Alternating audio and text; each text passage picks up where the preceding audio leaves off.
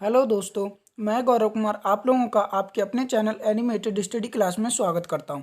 मैं आप लोगों के लिए 19 जनवरी के जो करंट अफेयर के क्वेश्चन बन सकते थे वो लेकर आया हूं, जो आपके होने वाले exam like SSC, CHSL, CGL, RRB, NTPC, UPSI, DRDO, MTS आदि में पूछे जा सकते हैं। वीडियो शुरू करने से पहले मेरी आप लोगों से रिक्वेस्ट रहेगी कि वीडियो को लाइक व शेयर करें और चैनल को सब्सक्राइब करें, साथ ही बेल आइकन को प्रेस करें। मैंने इस वीडियो की पीडीएफ का लिंक नीचे डिस्क्रिप्शन में दे दिया है, आप वहां से इसकी पीडीएफ डाउनलोड कर सकते हैं। अगर आप मेरे टेलीग्राम ग्रुप से जुड़ना चाहते हैं तो मैंने टेलीग्राम का भी लिंक नीचे डिस्क्रिप्शन में दे दिया, आप वहां से टेलीग्राम पर जुड़ सकते हैं। तो चलिए आज का पहला क्वेश्चन देखते हैं। हाल ही में भारत ने किस देश के साथ एमओसी पर हस्ताक्षर किए हैं? तो अपने देश भारत ने जापान के साथ एमओसी पर हस्ताक्षर किए हैं। अब एमओसी पर किए हैं तो एमओसी की फुल फॉर्म क्या है? Memorandum of corporation.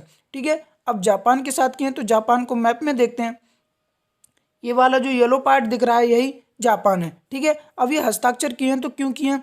तो आप लोगों को पता होगा जो जापान के अभी राजदूत आए हुए हैं भारत में, जिनका नाम है संतोषी सुजुकी। क्या नाम है? संतोषी सुजुकी। उन्होंने और भारत के विदेश सचिव हर्षवर्धन श्रृंखला ने सोमवार को एमओसी पर साइन किए थे। ठीक है, इसके अंतर्गत यह कहा गया है कि जो भारत के कुशल श्रमिक है और प्रतिभाशाली भारतीय हैं, यानी कि भारत के जो प्रतिभाशाली और कुशल भारतीय लोग हैं, वह लोग जापान में जाकर कुशल श्रमिक के रूप में नौकरी पा सकेंगे।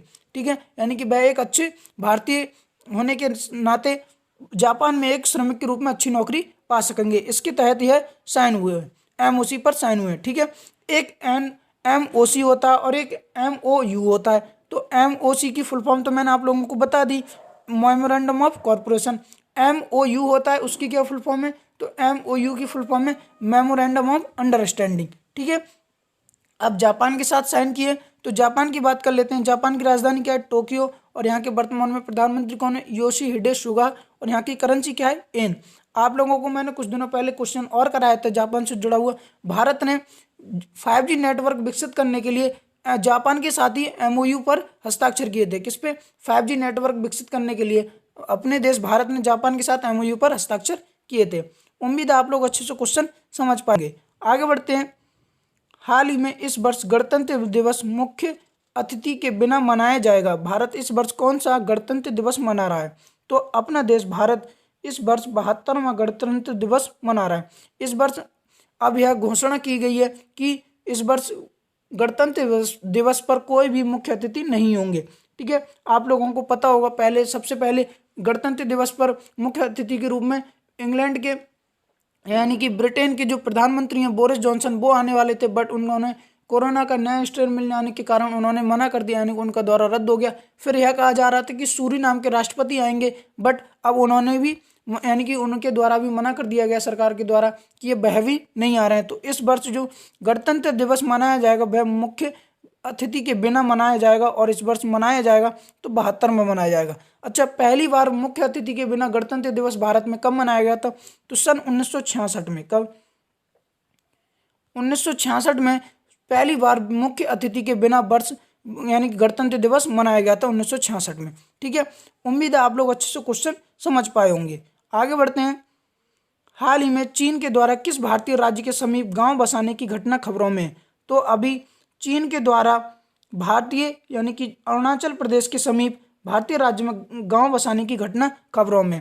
सैटेलाइट से तस्वीरें साझा की गई हैं अभी, तो उसमें यह पता चला है कि लगभग जो अरुणाचल प्रदेश है उससे लगभग 4.5 किलोमीटर की दूरी पर, यानी कि जो अरुणाचल प्रदेश की सीमा है भारत में, यानी भारतीय सीमा से लगभग 4.5 किलोमीटर दूरी पर इन्होंने लगभग 101 कितने 101 घर बसाए हैं, चीन के द्वारा बसाए गए हैं अरुणाचल प्रदेश की सीमा से दूर।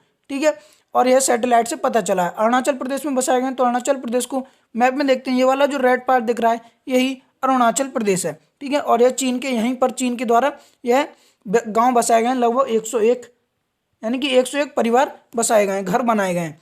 ठीक है, अरुणाचल प्रदेश की बात कर लेते हैं। अरुणाचल प्रदेश की राजधानी क्या है? ईटानगर। और यहाँ के अभी वर्तमान में सीएम कौन है यानी कि चीफ मिनिस्टर कौन है? पेमा खांडू।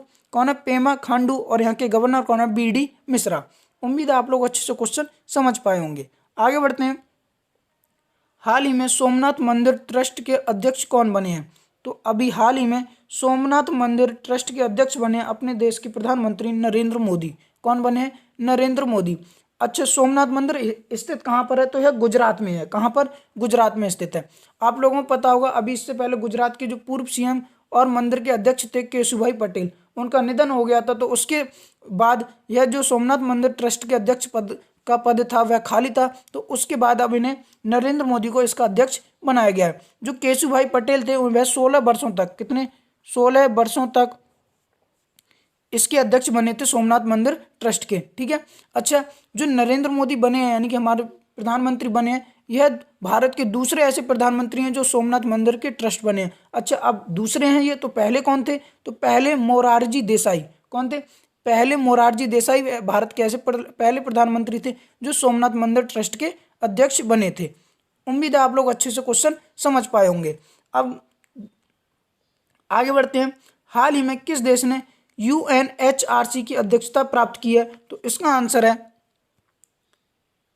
फिजी ने यूएनएचआरसी की अध्यक्षता प्राप्त की है। अब फिजी ने प्राप्त की है तो फिजी की बात कर लेते हैं।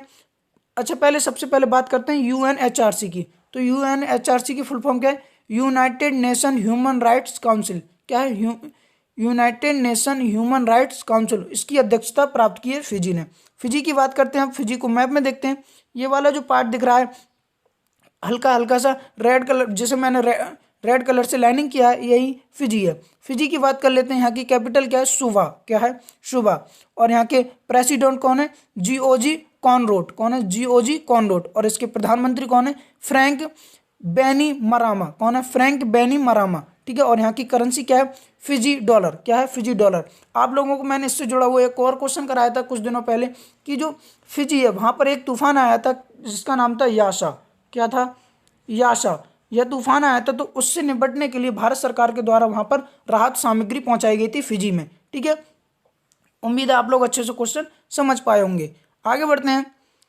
हाल ही में जारी रिपोर्ट के अनुसार किस देश में दुनिया की सबसे बड़ी प्रवासी आबादी है?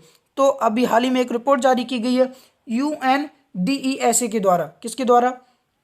यूएनडीईएसए के द्वारा एक रिपोर्ट जारी की गई है। उसमें यह कहा गया है कि दुनिया की सबसे बड़ी प्रवासी आबादी भारत में है। किसमें? भारत में। यानी कि सबसे ज़्यादा जो एनआरआई जाते हैं वो भारत से ही जाते हैं। और सबसे ज़्यादा अगर एनआरआई जाते हैं तो भारत से जाते हैं, तो वह किस देश में जाते हैं? तो यूएई में सबसे ज़्यादा एनआरआई जाते हैं भारत के द्वारा। और उसके बाद यूएसए में, और उसके बाद सऊदी अरब में। यानी कि सबसे ज़्यादा भारत से जो एनआरआई जाते हैं यानी कि प्रवासी जाते हैं वो यूएई में, फिर यूएसए में और फिर सऊदी अरब में जाते हैं। अच्छा, यूएनडीईएसए ने यह रिपोर्ट जारी की है, तो इसकी बात करते हैं। यूएनडीईएसए की फुल फॉर्म क्या है? United nation department of economic and social affairs. क्या है? United nation department of economics and social affairs. एक बार आप लोगों को फिर से बता दूं, United nation department of economics and social affair, इसके द्वारा यह रिपोर्ट जारी की गई थी और जिसमें कहा गया था कि भारत में सबसे ज़्यादा प्रवासी आबादी है। ठीक है। इसकी स्थापना कब हुई थी यूएनडीईएसए की? तो इसकी स्थापना 1948 में। कब? 1948 में। और इसके हेडक्वार्टर कहाँ पर है? न्यूयॉर्क में। और इसके प्रमुख कौन है? लू जैन मिना। कौन है? लू जैन मिना। उम्मीद है आप लोग अच्छे से क्वेश्चन समझे होंगे। आगे बढ़ते हैं। हाल ही में केंद्र सरकार ने किस महापुरुष की 125वीं जयंती के लिए जंबो कमेटी का गठन किया है? तो अभी हाल ही में केंद्र सरकार ने हमारे जो नेताजी सुभाष चंद्र बोस हैं उनकी इस वर्ष 125वीं जयंती मनाई जाएगी, तो उसके लिए जम्बो कमेटी का गठन किया है जिसमें लगभग 85 सदस्य हैं। कितने?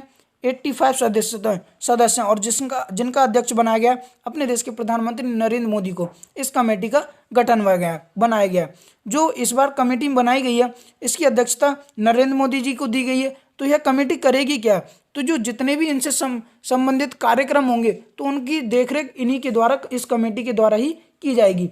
ठीक है। इनके जयंती पर जो भी कार्यक्रम मनाए जाएंगे उनकी तैयारियों का यही कमेटी देखरेख करेगी।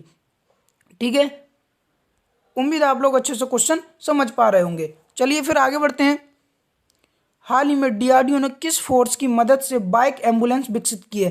तो डीआरडीओ ने सीआरपीएफ, किसकी? सीआरपीएफ की मदद से बाइक एम्बुलेंस विकसित की है। सीआरपीएफ की इसकी फुल फॉर्म क्या है? Central reserve police force. क्या है? Central reserve police force.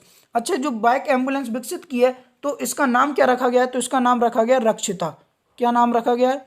रक्षिता इसका नाम रखा गया है। ठीक है, यह बाइक एम्बुलेंस है क्या? तो इसकी मदद से जो नक्सली क्षेत्र हैं, यानी कि नक्सली क्षेत्रों में जो सैनिक जाते हैं, यानी कि एनकाउंटर करने, तो वहाँ पर ऐसे कई बार ऐसा होता है कि सैनिक घायल हो जाते हैं, तो वहाँ बड़ी एम्बुलेंस नहीं पहुँच पाती है। तो उसी को देखते हुए डीआरडीओ और सीआरपीएफ ने मिलकर नक्सली इलाकों में एनकाउंटर के समय हुए घायल सैनिकों के लिए इस बाइक एम्बुलेंस को विकसित किया है। ठीक है, उम्मीद है आप लोग अच्छे से क्वेश्चन समझ पा रहे होंगे। अब ये डीआरडीओ और सीआरपीएफ ने किया है, तो अब डीआरडीओ की बात कर लेते हैं। तो डीआरडीओ की फुल फॉर्म क्या है? Defence research and development organisation. और इसकी स्थापना कब हुई थी? तो इसकी स्थापना 1958 में हुई थी। कब? 1958 में। और इसके अभी वर्तमान में चेयरपर्सन कौन है? जी सतीश रेड्डी। ठीक है, और इसका हेडक्वार्टर कहाँ पर है? बेंगलोर में। उम्मीद है आप लोग अच्छे से इसका हेडक्वार्टर कहाँ पर है? न्यू दिल्ली में। डीआरडीओ का हेडक्वार्टर कहाँ पर है? न्यू दिल्ली में। उम्मीद है आप लोग अच्छे से क्वेश्चन समझ पाए होंगे। आगे बढ़ते हैं। हाल ही में अहमदाबाद और सूरत मेट्रो प्रोजेक्ट का शिलान्यास किसने किया है? तो अपने देश के प्रधानमंत्री नरेंद्र मोदी जी के द्वारा अहमदाबाद और सूरत मेट्रो प्रोजेक्ट का शिलान्यास किया गया है। ठीक है, इन दोनों मेट्रो प्रोजेक्टों के लिए केंद्र सरकार के द्वारा 5,384.17 हजार करोड़ रुपए का इंफ्रास्ट्रक्चर दिया गया, यानी कि राशि दी गई। कितनी? 58,387.17 हजार करोड़ रुपए की राशि दी गई है। ठीक है, जो सूरत मेट्रो रेल परियोजना है, इसकी लंबाई कितनी है? तो इसकी लंबाई है 40.35 किलोमीटर। कितनी? 40.35 किलोमीटर। और अहमदाबाद मेट्रो प्रोजेक्ट की लंबाई कितनी है? 28.25 किलोमीटर। उम्मीद है आप लोग अच्छे से क्वेश्चन समझ पाए होंगे। अच्छे, जो अहमदाबाद और सूरत कहाँ पर है? तो यह गुजरात में है। तो गुजरात को मैप में देख लेते हैं। ये वाला जो रेड पार्ट दिख रहा है, यही गुजरात है।